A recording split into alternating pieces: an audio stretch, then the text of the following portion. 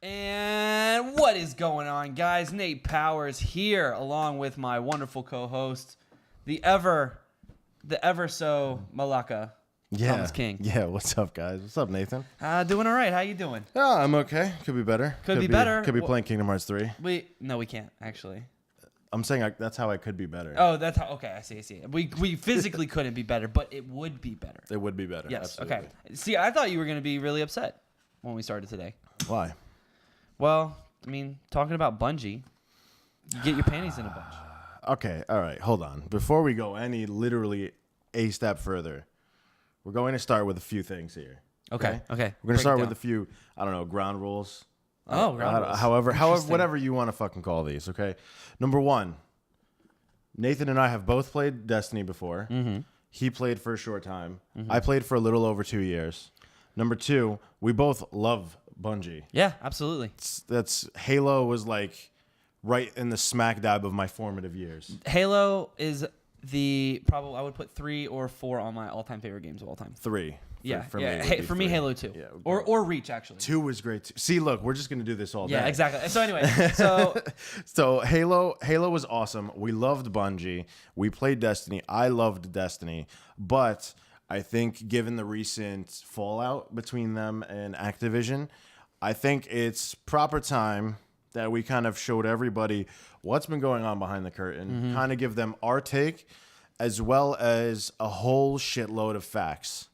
So, yeah, we did do a lot of snooping around for this, pulling from articles and watching a bunch of other people's reactions and just learning their digging process. And we really, I mean, the way I see it is that Bungie is kind of being led down a path of Bethesda.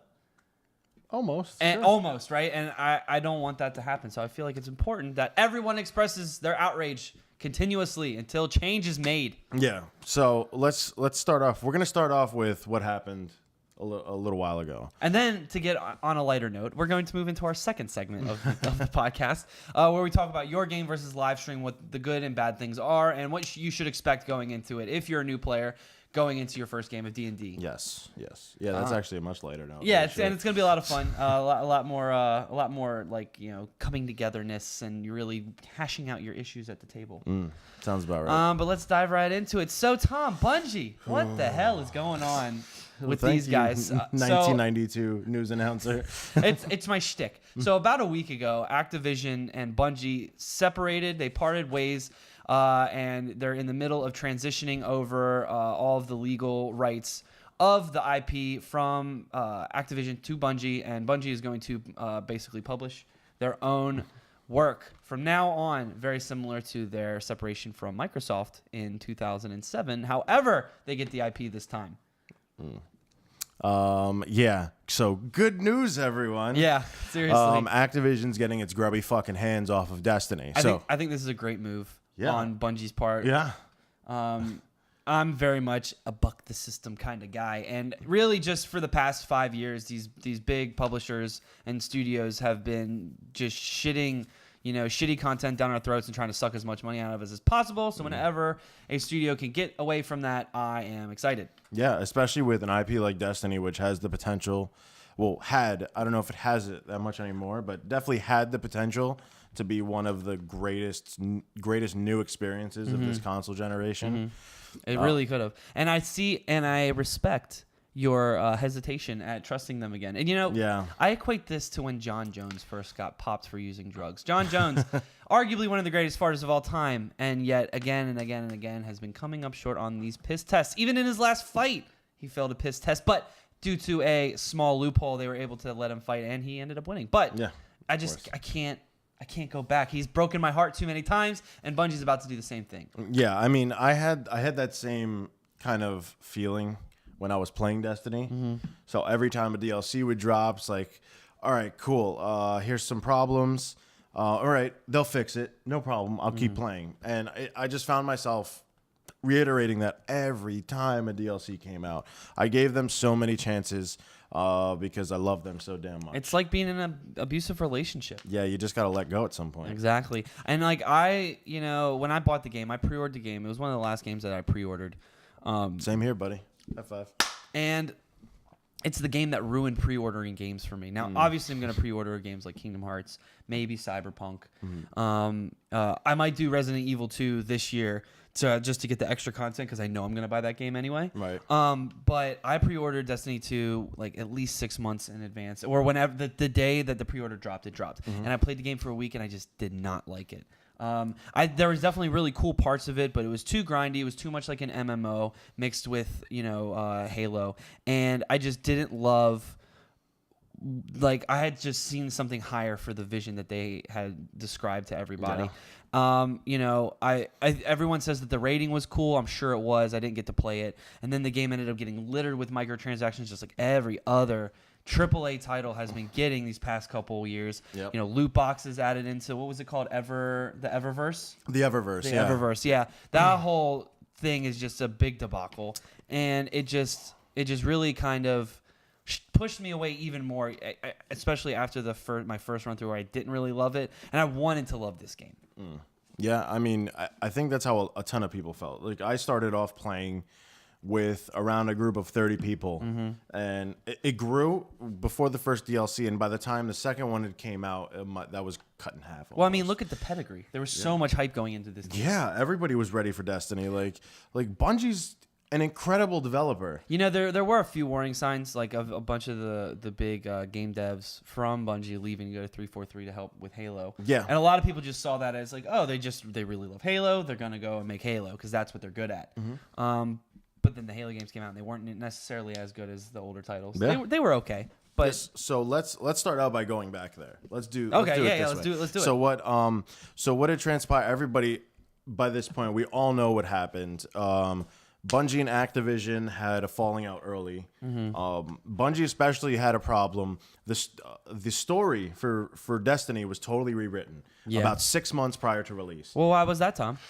Well, apparently they didn't like the direction that it was going in, and they were trying to kind of.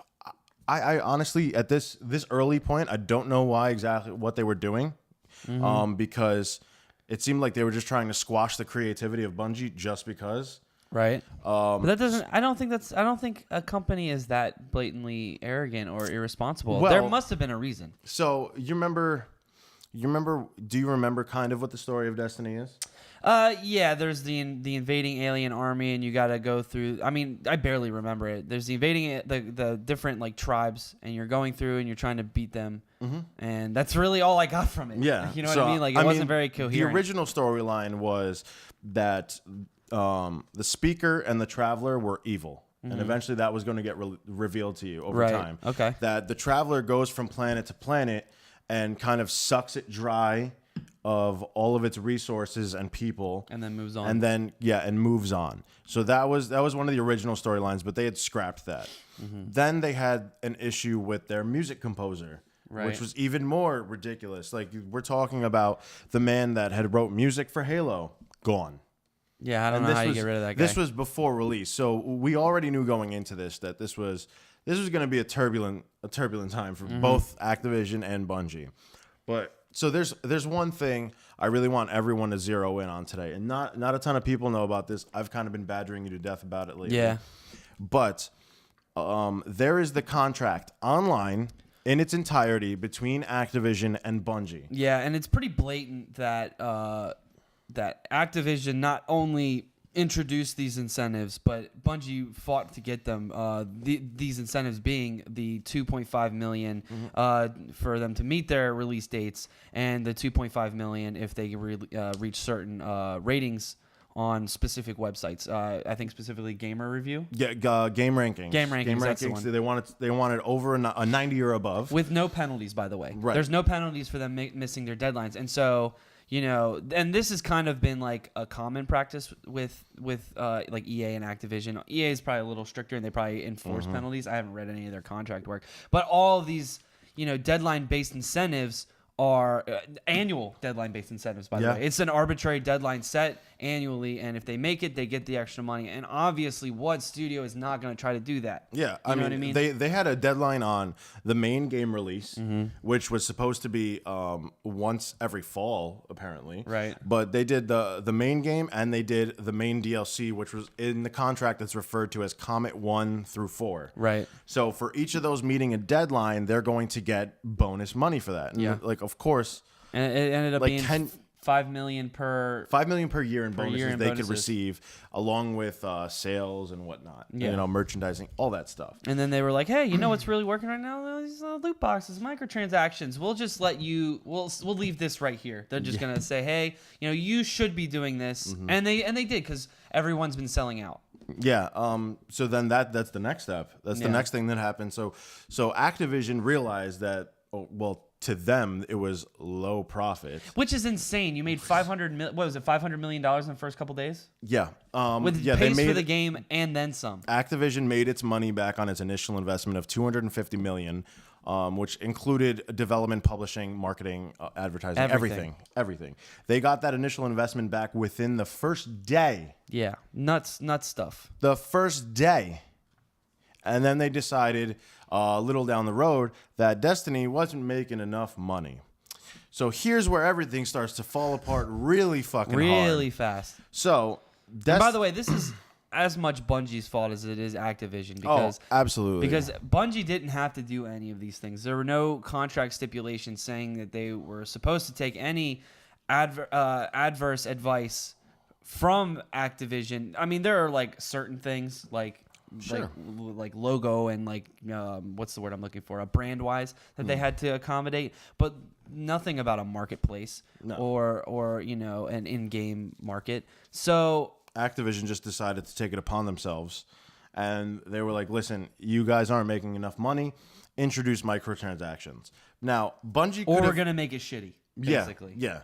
So Bungie could have easily put microtransactions, and this is the first divide where I know it's going to come between very hardcore Destiny fans and some other people. There's going to be a huge divide here. Bungie could have easily just made some microtransactions and thrown them into the PlayStation Store, the Xbox Store, and Cosmetic Steam. stuff. Right. Everyone's Easy. okay with cosmetic stuff. Yeah, but the problem is it's not even that it's cosmetic. It's the fact that they decided to build a place for these microtransactions in game. You're turning your AAA title into basically a phone game. Yeah.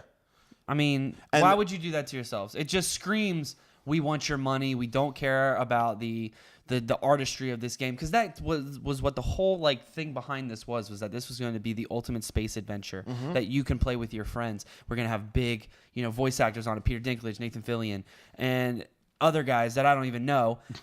Probably because I didn't really play it, but like, you know, they just really shit the bed. The dude that voices Zavala is, I can't remember his name, but have you seen Oz? You ever seen the show Oz? No. Oh, okay. Well, he was in that. He's a very skinny black dude with a very distinct voice. Okay. Very distinct voice. He's a great voice actor.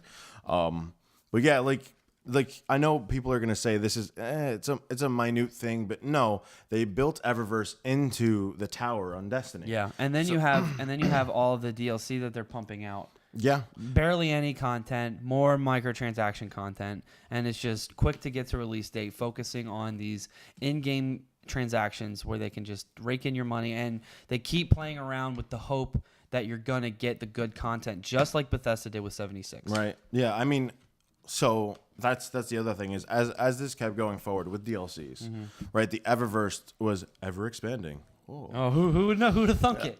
It just kept expanding. I remember there was a huge argument on Fireteam Chat Podcast, the Facebook group.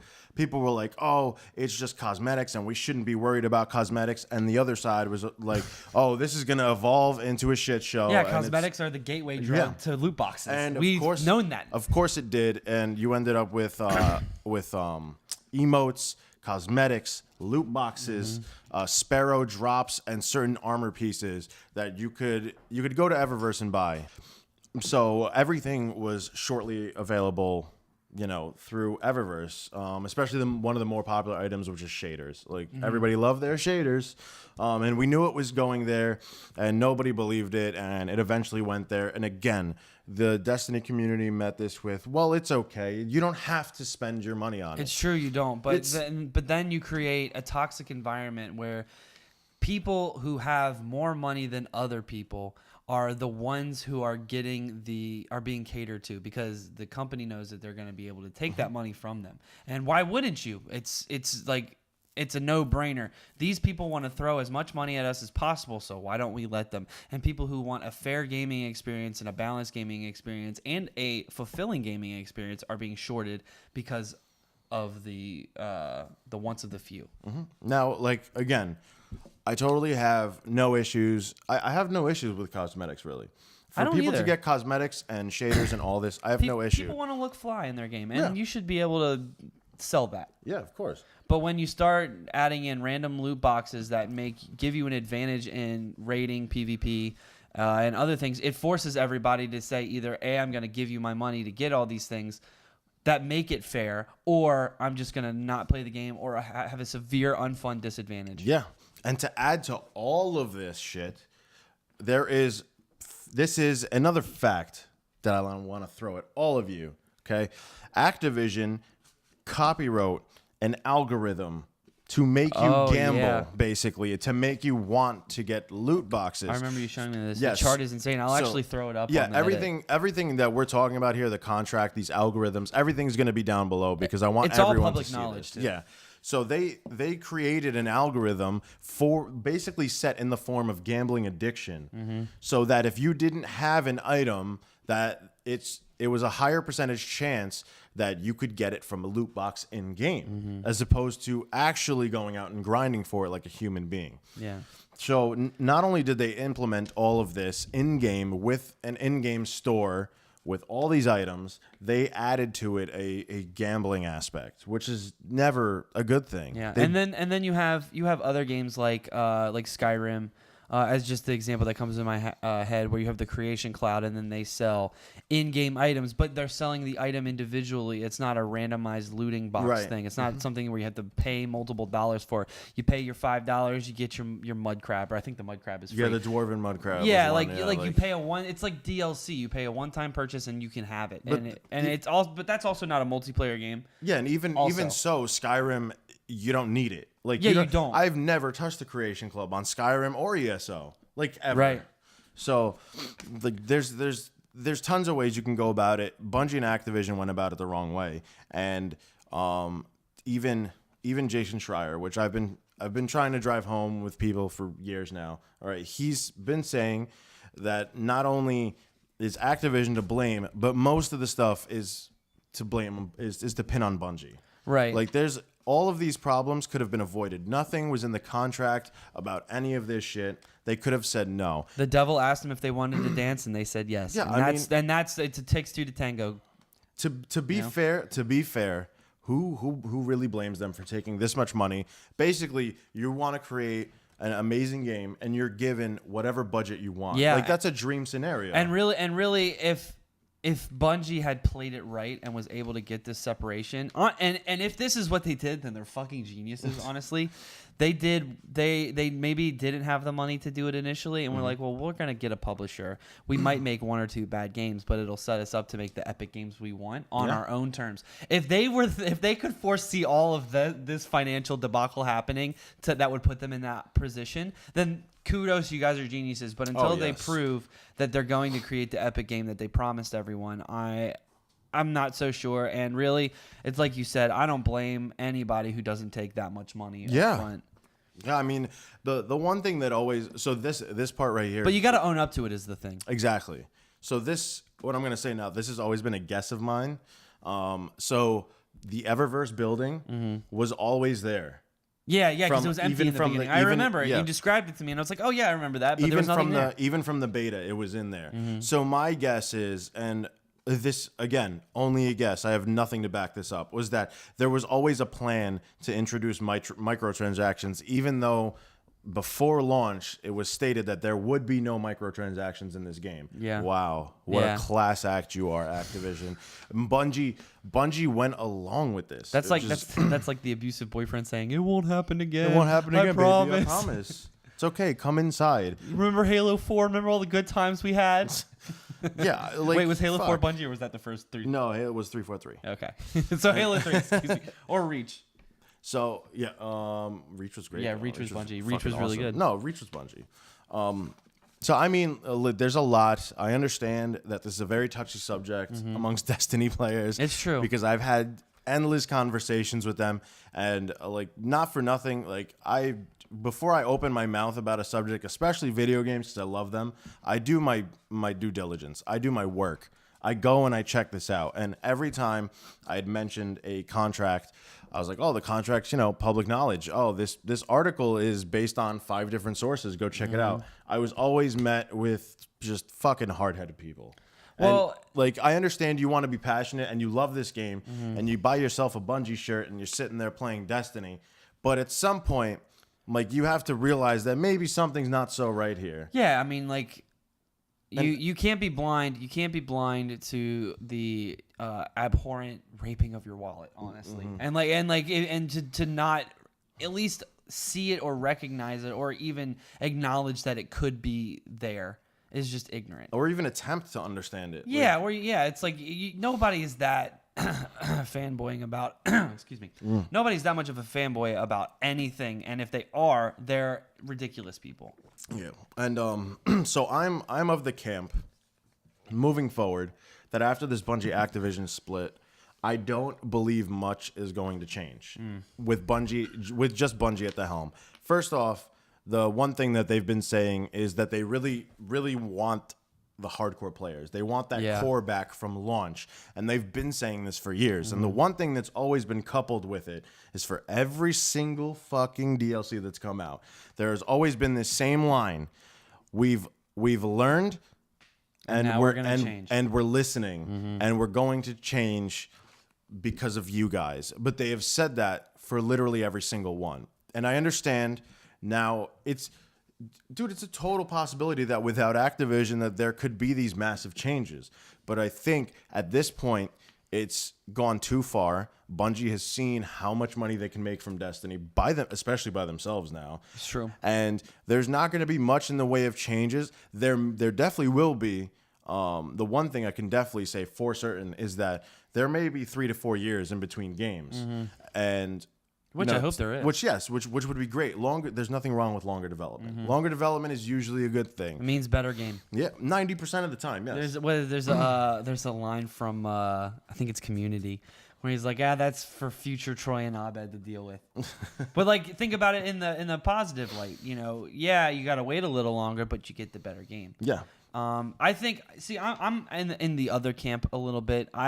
Because I look at what Bungie was doing before Destiny, and really their business practice up until they they switched over to Destiny was very admirable and stable. They didn't really do a lot of DLC or any in-game transactions at all. No, they did barely anything. I don't even think they did anything, if I'm remembering correctly. Yeah, no, I mean, there was pre-order bonuses. I think that was really it. And they were making knockout after knockout after knockout, and they had the core of everything was right. It was the sweet spot of what you wanted. Yeah. And then they left Microsoft, had a little bit of a bumpy ride, and then signed up with Activision, and then everything really went downhill. And I think that if the core people are still there, which I believe most of the core guys are. There's a lot of guys. A lot of them went back to 343. Or 343. Yeah, a lot of them went to 343 to produce the next Halo game. But if they can get back to that core business wise, and really learn from like Bethesda's mistakes. Because everybody's looking at Bethesda and like, oh my God, what is happening? I cannot believe the Titan has fallen. And if everybody can look at that as the example of what happens when you go to the extreme, I think they can turn it around and still make a really great game. But they got to prove it to me first. I'm just not saying. Yeah, no. They're not out of the woods. but I think they can get out. I honestly, so the publishing is going to be a bit more difficult for them because they're going to have to self-publish. So that means they're going to have to deal with everything on the business end of gaming. Yeah. So hey, Bungie, give Dan Edelman a call. Yeah. I'm just saying. They'll have more time to do it though, which I think is a big help. Yeah, they'll be able to take their pace. You know, that like they'll be able to be like, okay, we could fix these little aspects.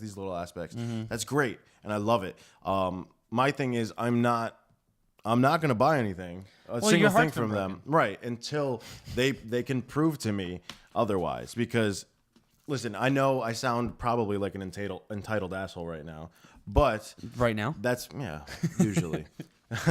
But that's because I have been an avid fan of Bungie since the first Halo dropped, and I bought everything without even second question. Okay, I went to some Halo tournaments with my friends. We were part of like MLG teams. Like, I knew players. I was part of a MLG team when I was in college for Reach. Halo was so big, man. Yeah, and like I'm after Destiny and just giving them tons of money.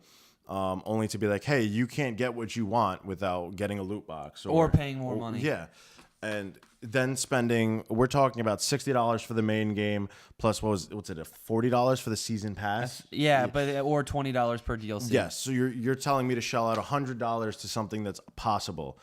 When Destiny 3 inevitably they were the first game to really do the season pass.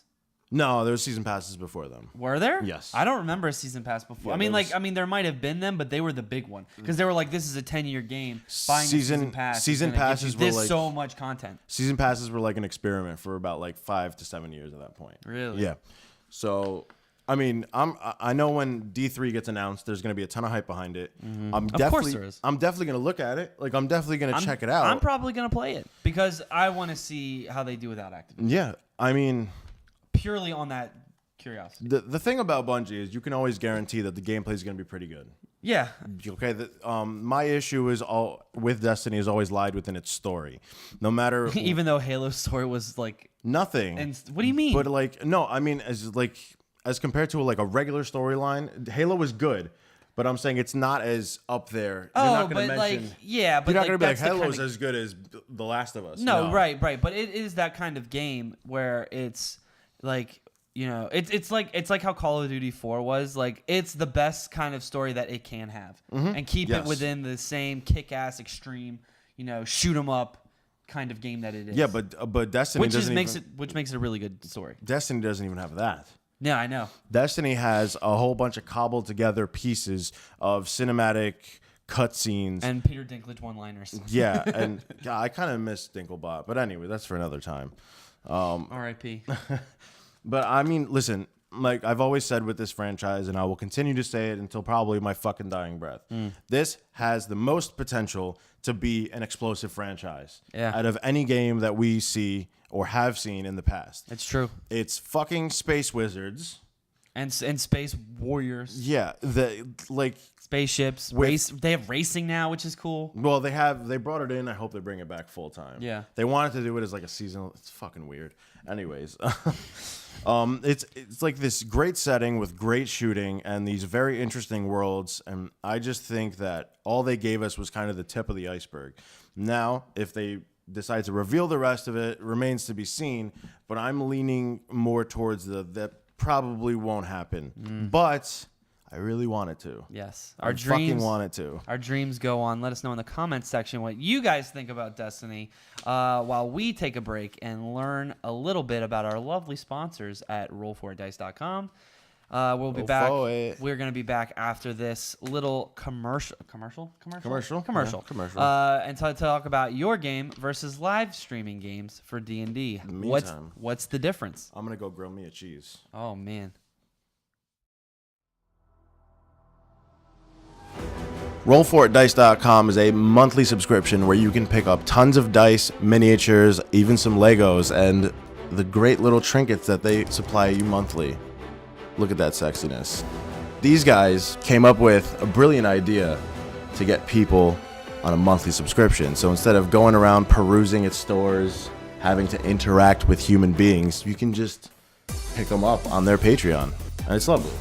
You can get 4 sets, you can get minis, They just supply you with everything you need. I get kind of sick of going online to Etsy and trying to find specific users and everything, but they have it all right there on their website.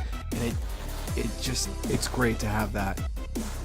So don't forget to check out rollforitdice.com and their accompanying Patreon. All the links will be down below. What's up, nerds? Welcome back from the break. Back on the Stix&Crits podcast. We're going to talk about your game versus live stream. Don't know why I did that, but I did it. Get over it. What is the difference? What are the expectations and what is the reality? I think this is an important topic to talk about for new players. It's kind of a thing that everyone in the community is talking about, especially the big content creators, because we do have a heavy influx of new players, and there are a lot of mixed signals about what to expect and how it's being received by these new players. Now, as someone who's been playing the game for a long time, not as long as a lot of people, but a long time. Thank you, Nathan. That's nice. About 15 years. I've been through most D&D experiences that you can go through in terms of social dynamics and playing with different styles of groups, different styles of play, and really figuring out what my style of play is. And one of the things that makes a home game or just a D&D game so much fun is that you're having a blast with your friends and you guys are doing the things you want to be doing. And I think the biggest misconception is since it's such a heavily televised game now, players are thinking, wow, this is what D&D is. This is what I want it to be. And if it doesn't meet those expectations, they might not have fun. Yeah, I can vouch for that because I started playing not too long ago, and it was only because of the popularity of Critical Role that I delved into it, and that was kind of like my first signs. I was like, okay, it's not gonna be exactly how I saw it to be, although it's pretty close. I would say it's fairly close. I mean, every time we play, I have a great time. We kind of have a lot of liberties with storytelling. It's true. The battling is fucking great, but there is a huge difference, and I think it helps that you're not just me. There's a lot of experienced players at our table. You know, you and Phil are the newest players. Yeah, I would say in terms of like gaming pedigree. But then there's me and Nora and Samantha and Eros, and we've been playing for a really long time. Yeah, all of us 10 years plus. And I think having at least one person at that table, maybe the DM or maybe the DM and a party member, to help wrangle new players and really show them the ropes on not how to play the game right, because there's no right way to play. No, but how to interact with each other successfully at the table, because like any other social gathering activity, there's a lot of room for people to kind of implement their sick fantasies of control over you, and it can be really frustrating, and it can end friendships. It kind of goes back to like the old verbiage, never live with your friends as roommates. It kind of goes back to that, like you don't really know a person unless you live with them or work with them. Exactly, yeah. and sometimes you don't really know a person until you game with them, and you don't really know what's going on in their head. And like some examples, like I know of DMs who were DMing games and they would have new players or young players who were very impressionable, and they would use in-game stuff to like, you know, sexually exploit them or you know, oust certain friends from friends groups in a very like cliquey high schooly manner. And there's a lot of negativity that can come out of a game like that. So you got to controlling aspects, stuff like that. Yeah, and you have to be careful with who you're playing with, who you're getting in bed with, as they say. Yikes. Yeah, I mean, you definitely have to think about how expectation versus reality always is. Like, it's never what you expect in any facet of life. It's true. And I think just from D&D becoming so popularized and so, I guess, streamed everywhere, you have to be careful with what you see.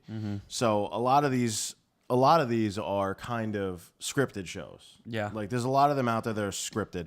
First off, you're never going to achieve that. Like, most of the time. I'm not going to say never. Right, but unless you're like an improv actor or someone who has experience, a writer with storytelling like that. Yeah, you're not really going to accomplish that unless you put tens of thousands of hours of work into it. Like, and that's just the bottom line. Plus, D&D, the way I see it is like, regardless of what you see, I think your mind and like the way you approach the game, that's how you're going to set up the game anyways. Yeah. 'Cause it's going to be tailor-made for you. You know what I mean? Yeah, Like, exactly. everybody kind of has these like different expectations, and you guys sit down at session 0 and you talk about it. Well, that's the thing is a lot of these shows don't show a session 0. Yeah, that's like very true. Critical Role, Acquisitions Incorporated sort of did, but it was in a podcast form and it was not as popular as it was now. It was more of an intro, wasn't it? Like No, they first did a whole session 0. not a whole session 0. So basically, the way that the first episode worked, it was an hour-long podcast, and that's how all of the shows were. It was a podcast, and the first episode, Chris Perkins sat down with the 3 guys at Penny Arcade, Mike Krahulik, Stix&Crits, and oh my God, how am I blanking on his name right now? The guy that plays Omen Drawn. Oh, it's Jacob Dirkowitz. Yeah, sure. Oh my God, I'm looking like a really bad fan. I'm a big fan of his. okay. Anyway, they sat down and, only 2 of the players had ever played before, and Mike Krahulik had never played before, and he actually kind of always made fun of people who played D&D. Oh, shit. And the whole time they're sitting down and they're kind of figuring out their character concepts and, the dynamic of the party. And then they come together and then they play the game and they have a blast doing it. It was during 4th edition, kind of a rules light system, so it was a little easier for them to get into. Later than 5th? Was it later than 5th? It was late. Yeah, it was pretty wow. light. Okay. It was, and that was one of the things that people didn't like about it was how drastic it changed. But that's a different topic.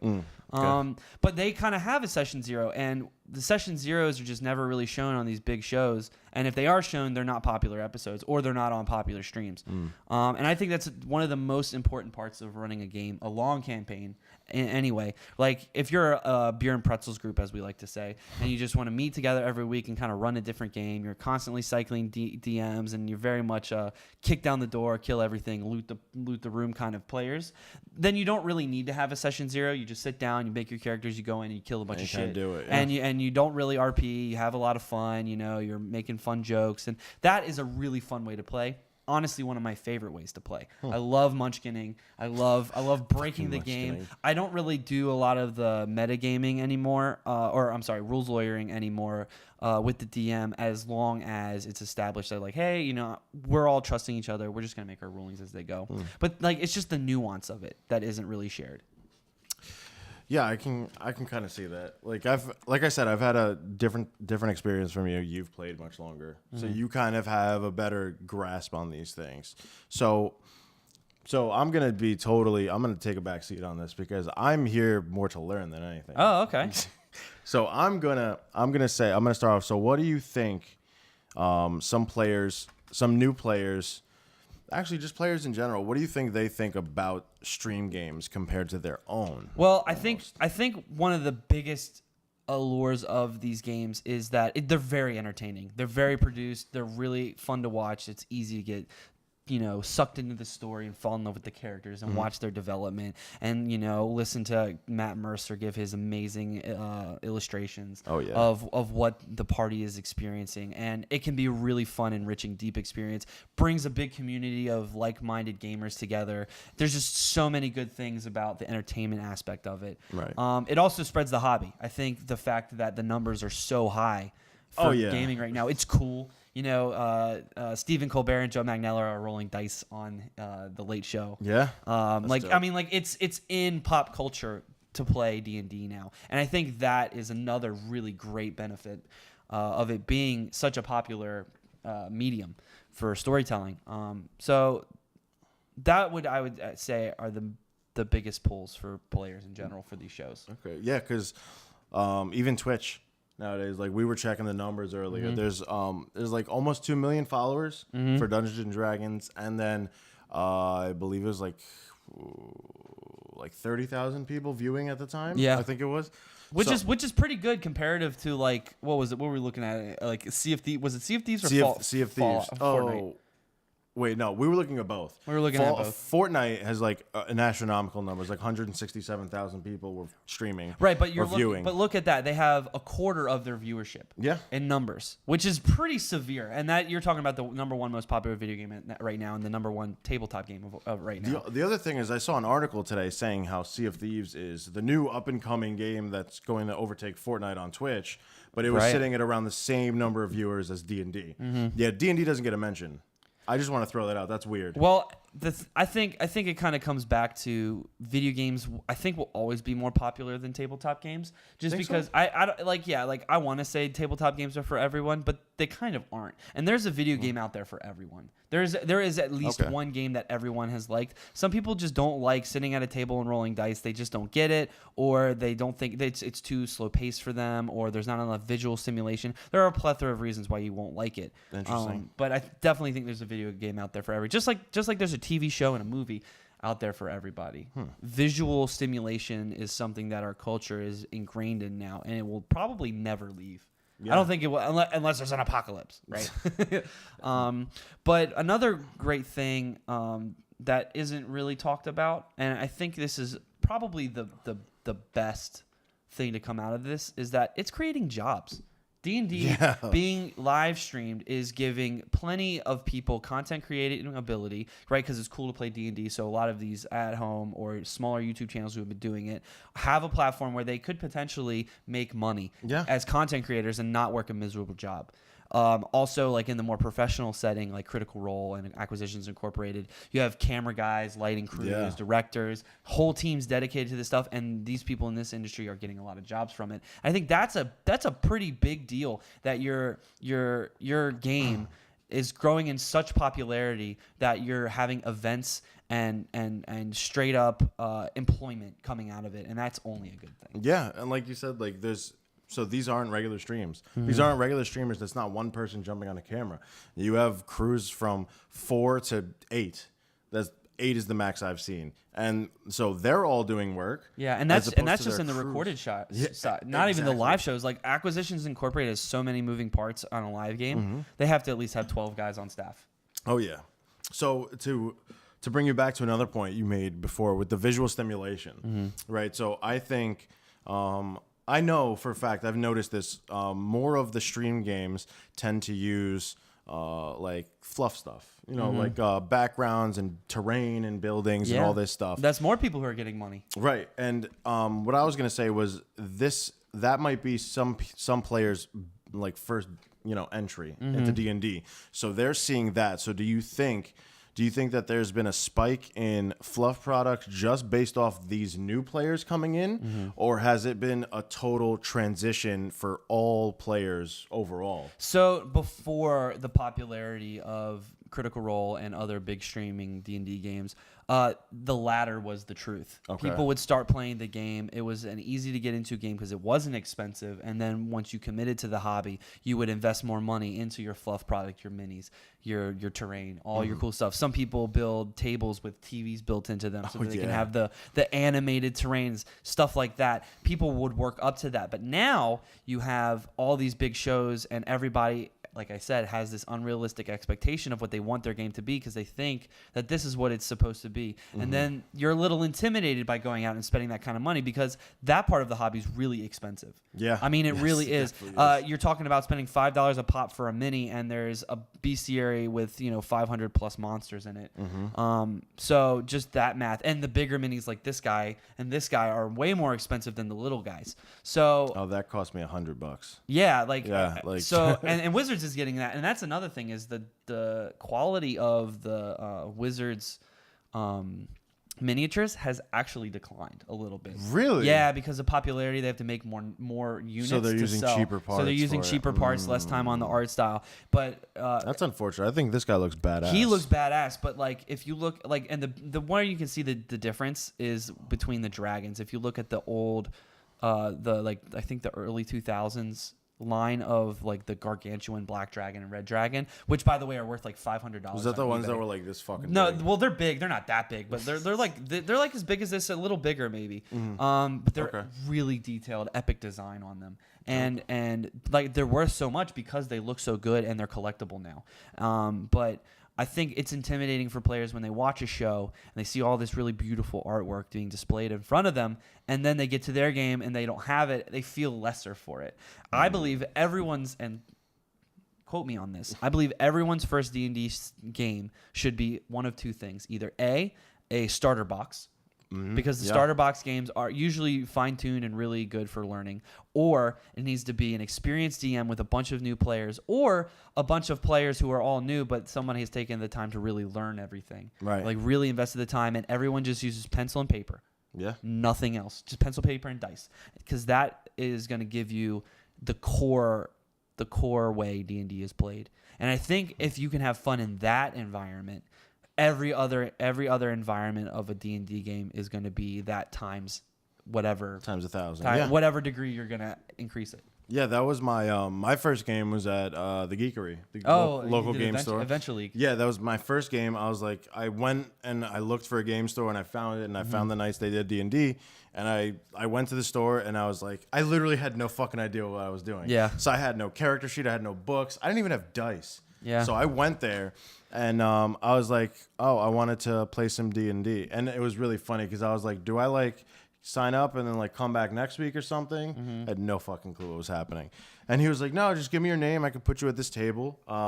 And they were like, do you have a character? And I was like, no. He's like, okay, don't worry, we got pre-gen characters. So I was like, cool. He's like, do you want to be a monk, a fighter, a bard? I was like, a monk. That sounds dope. Yeah. So I got my monk. I bought my first set of dice there. And then it all went downhill from there. Yeah, and then it's all, I have this giant bag of dice. I'm spending hundreds of dollars on minis. Like, I will say that buying dice is an addiction equal to heroin. oh my God, it's horrifying sometimes. It's pretty enthralling. It's like you see the price, you know how much it is. You know you don't need more of this. Look But at you this. do. Look at what I've amassed in such a short time. I'm honestly surprised that I haven't bought more dice. Yeah, me too, to be honest. But I'm so frugal. See that? Yeah, that's the other thing. Like I think the fluff product is more important to the new players coming in, because every time we game, right? It's like me and Phil, as we said, as the newer players. But a lot of the times we kind of go for theater of the mind, and you guys are a bit more comfortable than I am. I don't know how comfortable Phil is with it, but I'm sure he's pretty cool with it. But I enjoy the visual stimulation, which is why I got all these fucking minis. I got all that terrain over there. That's just how I've operated. And even when I DM'd, I was like, I'm gonna try and make these awesome backdrops and these like grand fights. Like everything's got to have a visual representation. Absolutely. And that's where I think we've mentioned it before on the show. That's where I think that that big popularity with the OSR is coming from. Oh, interesting. Where they want to kind of like the older players are seeing that this new group is having a ton of fun with D&D, but they're playing it a different way. And I think bringing the OSR here and now with this huge amount of players, I think that's like a big driving force to them kind of wanting to bring theater of the mind and like pen and paper, and that's it. It's actually awesome that you bring it up, because that kind of goes to my next point that I was going to talk about, which is the whole tabletop gaming industry is benefiting from these shows because they're rising in popularity. OSR is one of them, but other tabletop games in particular are being able to be showcased in a more what's the word I'm looking for? No, not official. In a more welcoming climate, because tabletop is more popular, more people understand it, and so all these other game developers and game designers are really figuring out how to market their games and sell more units of their product. You have things like the DMs Guild and all these other and Drive Through RPG, where people can make up a module and sell it and make a little bit of money and have a lot of fun doing it. And the whole our friends at High Level Gaming too. Yeah, absolutely. And then Jordan with the PH is Silent, we streamed his game. I bought that. That was really fun. I'm still so very pissed I didn't get to play it, but it was awesome watching it. Yeah. Especially the end. Yeah, the end was a fun little twist. Go watch that on the VOD, by the way. Yeah. But the game developers in the OSR are making all these really great games for the older group of D&D players, because they are having this like whole nostalgia wave now, because D&D has changed so much, and it's like, oh, I miss the good old days. Well, good enough for you. We have things like what is it, the West Marches, Hexcrawl, Skull Island, and a bunch of other ones that I can't even think of. There's Sinister Swords and Sharp Swords and Sinister Spells Oh, it's so that we play all the So time. awesome. A ton of them, and the OSR is something I'm starting to get more into, just because I do like that style of play. Sit down, roll some dice, and kind of go at the seat of your pants. Yeah. But these game developers are able to be successful and thrive in the market because now that popularity has spiked, their product has also gone up in value, and that's just good for everybody. Yeah, I think especially in the way of streaming, I think they're only going to get more popular. Like you're starting to see, like it was a couple years ago, I noticed that there was a huge amount of streaming games, like just tons. Like anybody thought, stick a camera, we're going to stream. Yeah. But you're starting to see streams get cut back, like the lower quality ones, and now there's this like very high production value to it. Yeah. So you're talking about people spending a ton more money in their hobby. They're basically living in their hobby, and they're attracting all these other people to the hobby itself, and it's just creating this growth. Like year over year, we've seen the numbers. It's over upward, 20%. Yeah, it's every year. I believe the last time I checked, now it's creeping up towards 25 to 30%. Yeah. It's growing at, which is insane. And It's grown so much that Hasbro is trying to marry Magic and D&D. Yeah. And that had never happened until these past like 2-3 years. Yeah, they're trying to basically cross-pollinate, which makes sense. Yeah, which we're going to have an episode on that a little later down the line. That's later. But I think, as long as people keep the perception that, like, your game isn't going to be like a stream game every single time, but you're going to have a great time doing it, and you're still going to be able to consume this awesome content that people are coming up with. Absolutely. And if I leave anybody with anything, it's that D&D and tabletop games are a ton of fun, and they have to be done right because there's a lot of mechanics and just the nature of the game that can lead to out of game turmoil that isn't fun. And if you don't really understand that dynamic of the group that you're playing with, it might not be fun. Also, it might not be fun if it's going to be more intimidating, or you weren't expecting it to be this many rules, or all these other things, and it can kind of stunt your experience, which is a shame because I know that I've DM'd some games with new players, and because of the way I DM'd, they never returned back to the hobby, and that makes me feel bad because. Not because they didn't like D&D, but I feel like it was my fault that they didn't have fun. And because I know I have a lot of fun, it's something that I expect to do every week. It's ingrained in my life now.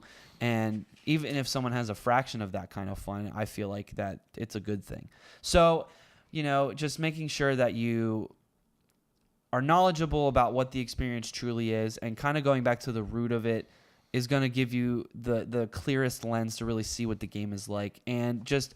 You're not gonna make a knockout weaving story like Matt Mercer or Chris Perkins or any of these other professionals who've been doing it for years. I mean, years. Like they've been playing the game longer than I've been alive. Some of these guys, and that's so long. I mean, and I just know that I'll never. I might, but I don't think I'll ever reach that magnitude of great storytelling in that game medium. And as long as you have that understanding, just know what you're going into, I think you're gonna have a really good time. Yeah, it's all about living your best life in D&D. Absolutely. It's all about having the best experience with your friends. Like as much as like we talk about sometimes like storytelling and all this fluff product and everything, all this stuff is just gravy on top of the mashed potatoes of you and your friends having a good time. And I also recommend that everybody does just a strict murder hobo, kick in the door, killing some monsters kind of game, just to really see if you like the combat. Yeah. Because combat is such a heavy part of D&D, and RPing has now become a very popular part of D&D, and it's something I really treasure too. I really think a healthy balance of both is needed. Yeah. But if you know that you really love the combat, and you already know going in that you like telling stories, finding out how much you like combat is going to really dictate what kind of group you need to be with, and also knowing that it's okay to leave a group. It shouldn't ruin friendships for you to say, hey, I'm not having as much fun as I thought I was. Maybe I should find another group. That should be okay as well, and everyone should know that going in. Yeah, absolutely. Totally agree. Yeah. So let us know down in the comments section what your first gaming experience was like in D&D, along with our other topic and that question that you have to answer. Don't forget to like, share, and subscribe. Whore this link out to all your friends. And remember to keep the good games rolling. Roll for it, baby. All right, let me find a D20 this time. Yeah, please. 14 with a +5 mod at level 1 gives me a 19. With my stealth, that would have been a 21. There you go. Good rolls all around. Later, taters. Take it easy.